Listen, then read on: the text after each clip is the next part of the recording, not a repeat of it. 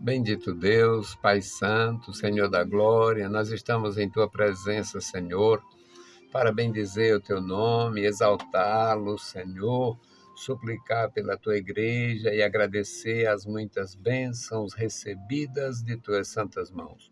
Continua conosco, Senhor, abençoando e guardando a Tua igreja. Opera na vida da igreja, guarda os meus irmãos na cidade, no campo. Sustenta, Senhor, as nossas vidas com a Tua graça. Deus bondoso e fiel, nos ensina, Senhor, a estar na Tua dependência, louvar e bendizer a Ti, Senhor, aguardando a Tua vinda gloriosa. Pai Santo, ouve dos céus as nossas petições. Nós te pedimos, Pai, e te agradecemos no maravilhoso nome de Jesus. Amém. Louvado e exaltado seja para sempre o nosso Deus. Estamos de volta, meus queridos irmãos. É a palavra ao amanhecer. Deus abençoe você, Deus abençoe sua vida, Deus dê graça, saúde, vigor, alegria em servi-lo e em segui-lo. É uma bênção fazer o trabalho do Senhor. É uma bênção estar na presença de Deus. É uma bênção ter força, sabedoria, graça para andar no meio destas dificuldades todas, e nós sabemos. Questão de segurança, muito sério, as questões econômicas, muito perturbadoras, as famílias que têm patrimônio, que têm empresas, muitas dificuldades em manter isto. Estamos vivendo dias trabalhosos, de fato, e em todas as áreas. A questão das liberdades, muitos usam a liberdade e abusam, mas em muitos casos não há a liberdade que nós gostaríamos. Há muito incentivo à miséria, muito incentivo à corrupção, muito incentivo ao crime. Nossa nação enveredou por um caminho quase sem volta. Ainda não perdi total a esperança, mas é um caminho quase sem volta. Mas existe uma conta que ninguém fez. A Suprema Corte aprovou um negócio aí para liberar 40 gramas de entorpecente, 40 gramas de entorpecente para o indivíduo. Quem for apanhado com esta importância, até 40 gramas, não tem problema com a polícia, não tem problema com a polícia nem com a justiça. Pois é, a que preço da nossa sociedade, a que preço da nossa segurança? E quem vai vender? Os ministros mesmo vão vender? Seus afiliados? Seus apadrinhados? É uma tragédia atrás da outra. Nós precisamos de Deus. Precisamos de Jesus. Precisamos de segurança, porque o negócio está ficando complicado.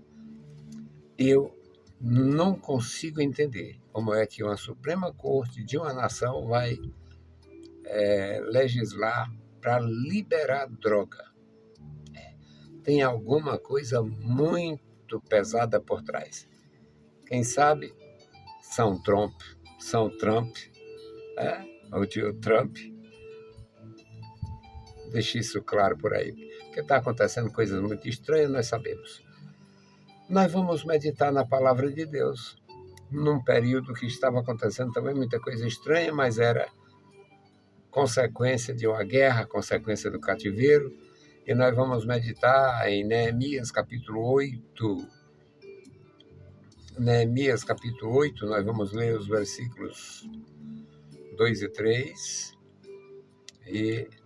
aliás, 1 e 2, e vamos ler. Glória a Deus. Dos versículos 9 a 12.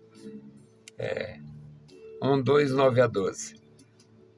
Eu não faço muita leitura quebrada não, mas é necessário. Então vamos à leitura. E chegado o 7º mês, estando os filhos de Israel em suas cidades, todo o povo se ajuntou como um só homem na praça diante da porta das águas, e disseram a Esdras, o escriba, que trouxesse o livro da lei de Moisés, que o Senhor tinha ordenado a Israel. E Esdras, o sacerdote, trouxe a lei perante a congregação, assim de homens como de mulheres, e todos os que podiam entender, para ouvirem no primeiro dia do 7º mês. Versículo 9. E Neemias, que era o Tissarta, e o sacerdote Esdras, o escriba, e os levitas que ensinavam o povo, disseram a todo o povo: Este dia é consagrado ao Senhor vosso Deus, pelo que não vos lamentareis nem choreis, porque todo o povo chorava, ouvindo as palavras da lei. E disse-lhes ainda: Ide, comei as gorduras e bebei as doçuras, e enviai porções aos que não têm nada preparado para si. Porque este dia é consagrado ao Senhor nosso Deus. Portanto, não vos entristeçais, porque a alegria do Senhor é a vossa força. E os levitas fizeram calar todo o povo, dizendo: Calai-vos, porque este dia é santo, porque todo o povo... Por isso não vos entristeçais, porque todo o povo se foi a comer e a beber e a enviar poções e a fazer grandes festas, porque entenderam as palavras que lhes fizeram saber. Louvado seja Deus. Meus queridos irmãos, um dos gravíssimos problemas da nossa geração e em qualquer geração é a ignorância em relação às coisas de Deus. O sujeito pode saber tudo, fazer tudo, pode ter muito poder político, poder econômico, o sujeito pode ser detentor de muitos bens. Mas se ele ignora a palavra de Deus, se ele ignora a mensagem de Deus, se ele não entende como é que Deus faz, como é que Deus age, por que que Deus permitiu que acontecesse isso, aquilo, porque Deus permite.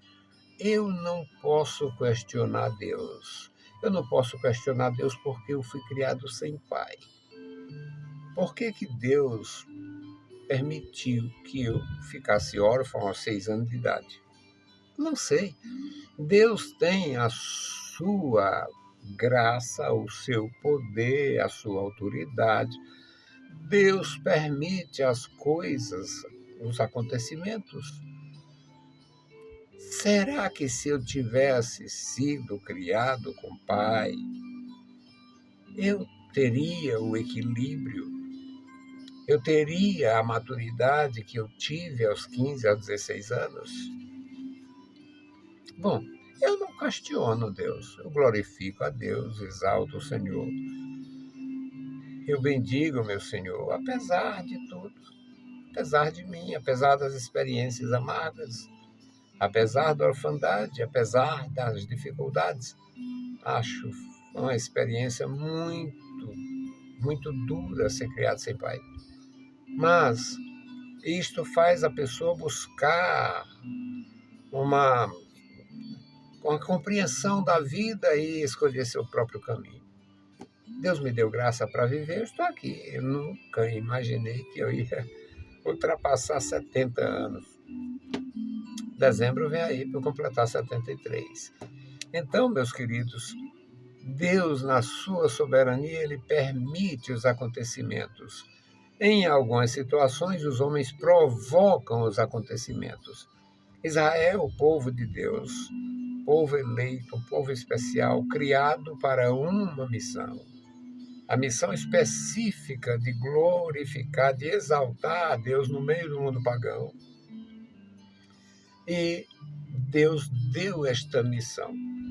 Israel falhou nesta missão, passou a se sentir necessitado dos bens das outras nações. Ou seja, nós queremos um rei, queremos ser igual aos outros. Deus criou tudo diferente. Deus criou para ser tudo diferente.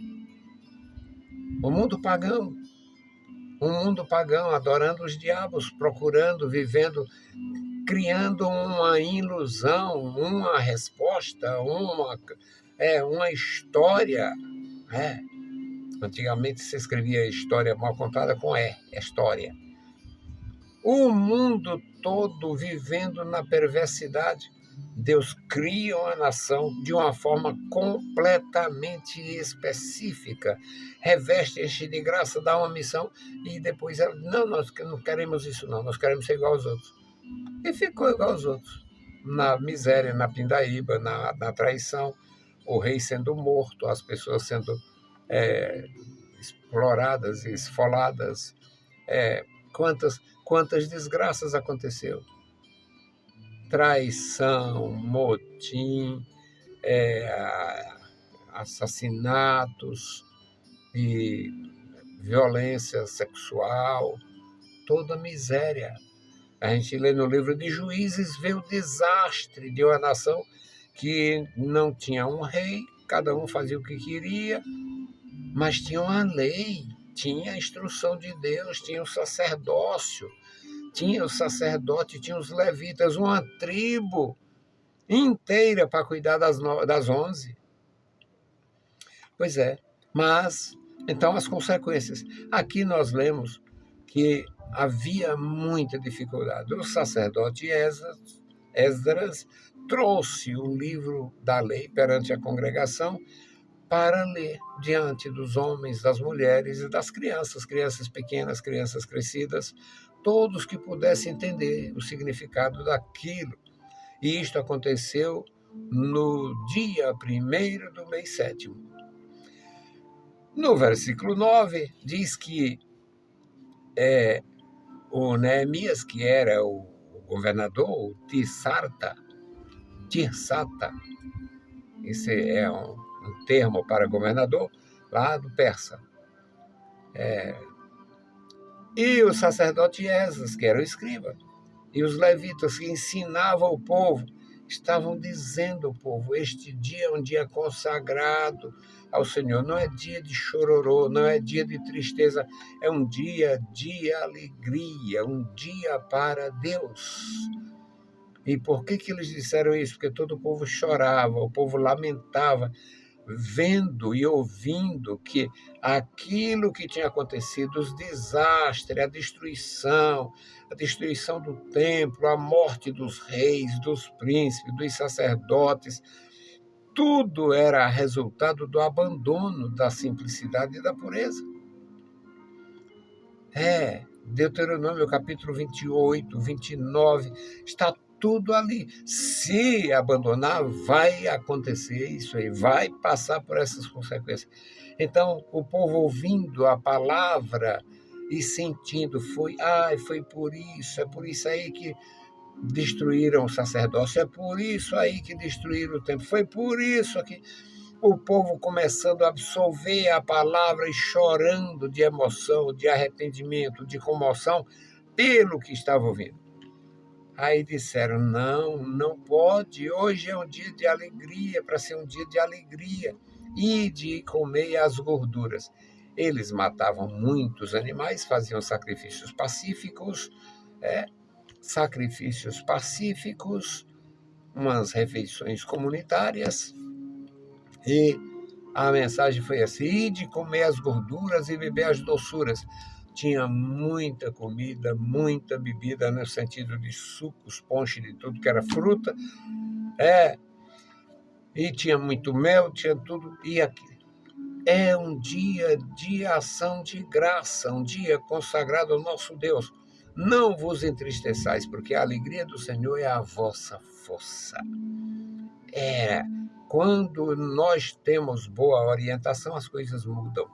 A alegria do Senhor é a vossa força. E os levitas fizeram o povo se calar. Eles diziam, calai-vos, porque este dia é dia santo. É um dia de alegria e não de tristeza. Não vos entristeçais. Então todo o povo se foi. Agora, orientados, consolados, ajudados, todo o povo se foi a comer e a beber e a enviar poções e a fazer grandes festas, porque entenderam as palavras que lhes fizeram saber. Nós temos a necessidade de ouvir a palavra para entender o propósito divino da sua a orientação, aquilo que Deus trouxe para nós. Por que que Deus mandou o profeta madrugando? Por que que Deus mandou os profetas? Por que que Deus falou? Por que que Deus usou até ímpios? Deus usou até ímpios. É, Deus usou ímpios para dar exemplo ao seu povo. Deus usou até os ímpios, deu visões, deu sonhos, falou, usou no sentido de fazer aquelas autoridades se mover, escrever, decidir em prol do seu povo. Deus fez isto. E o nosso Deus não está no passado. Deus fez e Deus faz. Deus era, Deus é e Deus será. Deus é o mesmo ontem, hoje e eternamente. Então todo o povo se foi a comer e a beber e a enviar poções, dar presentes, fazer cortesias e fazer grandes festas, porque entenderam. Meus irmãos, quando a gente entende o propósito de Deus, o porquê que Deus falou, porquê que Deus ordenou, porquê que Deus fez, quando a gente entende, tudo muda e é uma bênção. Que o Senhor Deus abençoe você, que o Senhor Deus abençoe sua vida, sua família, o seu lar. E hoje nós vamos orar por pessoas que vivem só. Meus irmãos, tem tanta gente vivendo só. Tem pessoas vivendo só porque não tinha família. Eu conheço situações de homens que vivem só, que moram só. Existem uns que resistem durante a juventude. Não casar porque tem aquele conforto, a segurança da casa dos pais. Tem homens e mulheres, a segurança da casa dos pais, aquela condição favorável na casa dos pais. Aí vai ficando, vai adiando suas decisões, às vezes é surpreendido na ausência dos pais e fica só. Muitos deles não têm uma vida alegre, não têm, e nós vamos orar pelas pessoas. Nossa intercessão hoje é por quem vive só. Homens e mulheres que tiveram seus lares desfeitos ou que tiveram essa percepção da vida e, pelo conforto e segurança da casa dos pais, não constituíram suas próprias casas, suas próprias famílias. Bendito Deus, Pai Santo, Pai querido que estás nos céus, nós te louvamos. Obrigado pela vida, obrigado pela salvação, obrigado pelo teu amor, obrigado pela tua graça.